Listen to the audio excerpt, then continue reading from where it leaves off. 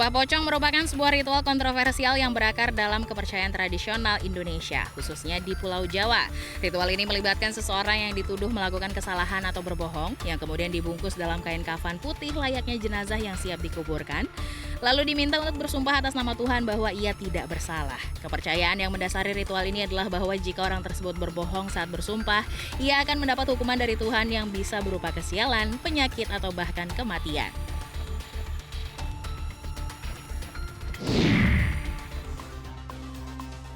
Meskipun praktik sumpah pocong masih ada di beberapa daerah, ritual ini sering diperdebatkan dari sudut pandang agama dan hukum.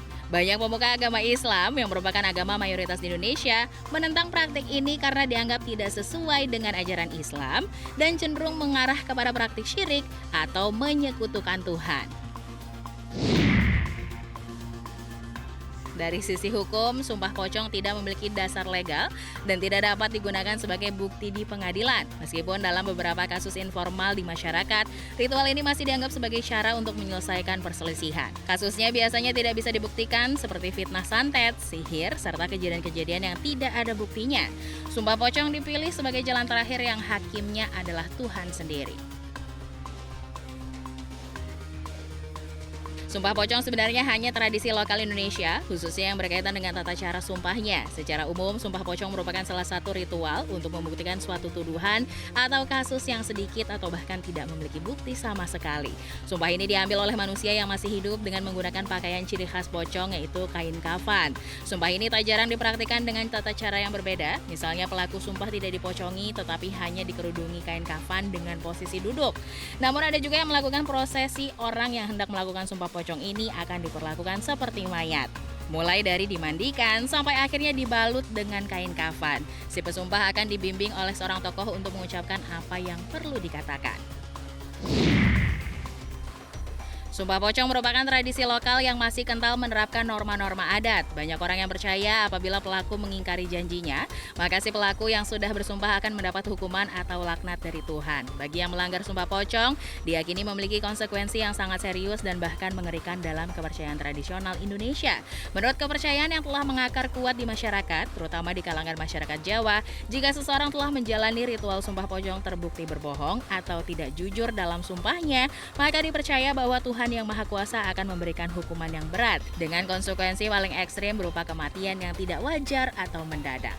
Keyakinan ini berakar pada pemahaman bahwa pocong yang merupakan representasi jenazah yang telah dibungkus kain kafan putih dan siap dimakamkan adalah simbol kuat yang melambangkan kematian dalam tradisi pemakaman Islam di Indonesia, sehingga menjadikan sumpah ini dianggap sebagai salah satu bentuk sumpah yang paling sakral dan menakutkan. Dalam konteks hukum formal di Indonesia, meskipun sumpah pocong tidak diakui secara resmi dalam sistem peradilan, ada beberapa kasus di mana hakim, terutama di daerah-daerah yang masih kental dengan tradisi, mempertimbangkan untuk mengizinkan sumpah pocong sebagai bentuk sumpah pemutus dalam penyelesaian sengketa. Dalam situasi seperti ini, konsekuensi hukum bagi seseorang yang terbukti bersumpah palsu melalui ritual sumpah pocong bisa menjadi sangat serius. Individu yang diduga telah melakukan sumpah palsu dalam ritual sumpah pocong dapat dilaporkan kepada pihak berwajib atas tuduhan memberikan keterangan palsu di bawah sumpah.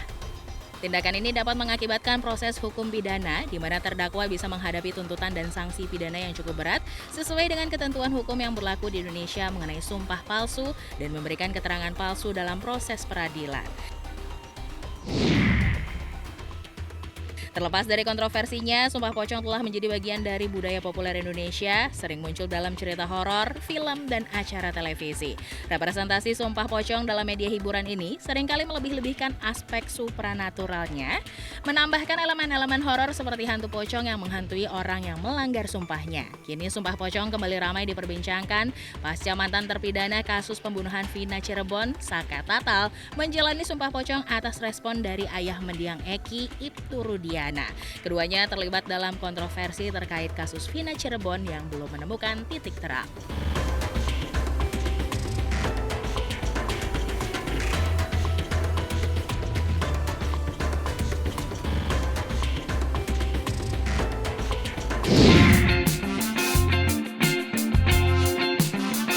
Pada umumnya, kebanyakan burung pasti bisa terbang. Namun berbeda dengan salah satu jenis burung ini, memiliki nama South Island Takahe, merupakan spesies burung yang tidak bisa terbang. Mereka berada dalam family Rallidae dan memiliki nama ilmiah Popiriohosteteri. Bagaimana tentang kehidupan dan fakta menarik dari burung ini? Berikut Tofals akan membahasnya untuk Anda.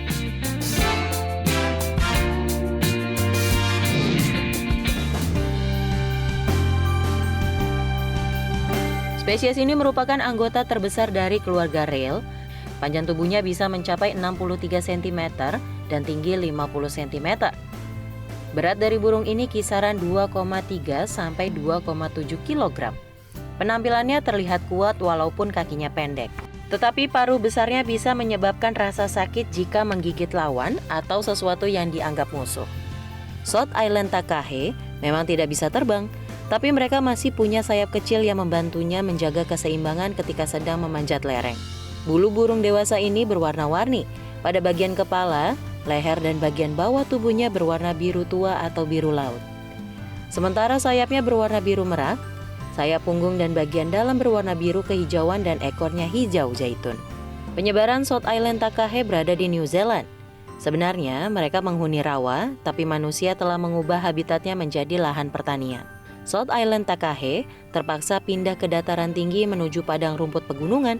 Mereka tidak banyak bergerak dan tetap berada di padang rumput hingga datangnya salju. Saat itu, mereka turun ke hutan atau semak belukar. Beberapa penelitian menginformasikan bahwa burung ini masih ada di lokasi saat pertama ditemukannya kembali, yaitu di pegunungan Murchison. Beberapa dari mereka juga berhasil dipindahkan ke 5 pulau lepas pantai yang bebas dari pemangsa alaminya.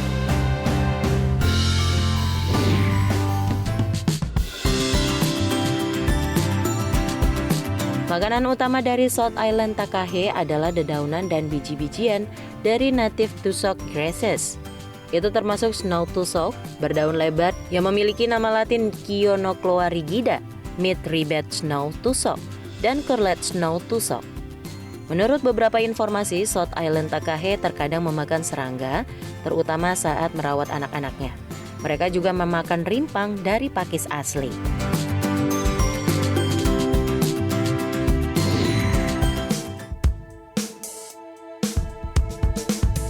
Berdasarkan informasi dari media New Zealand, burung South Island Takahe hidup berpasangan atau berada dalam kelompok keluarga kecil.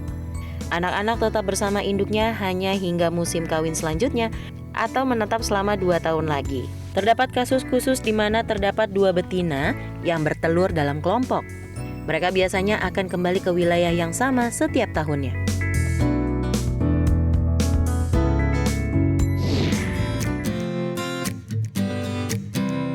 Sistem perkawinan South Island Takahe adalah monogami, hanya kawin dengan satu pasangan untuk waktu yang lama.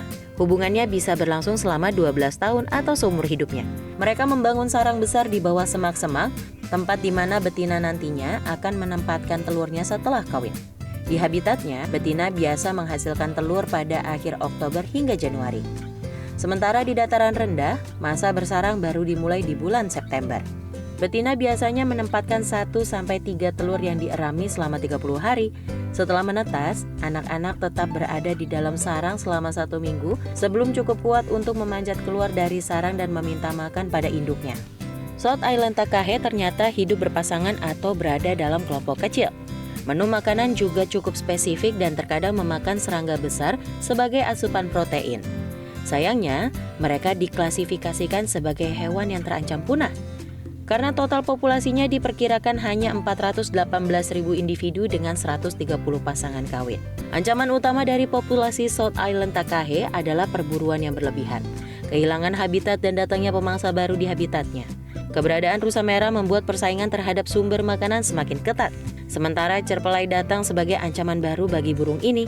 Tertarik melihatnya langsung? Itulah beberapa fakta mengenai burung South Island Takahe, salah satu jenis burung yang tidak bisa terbang.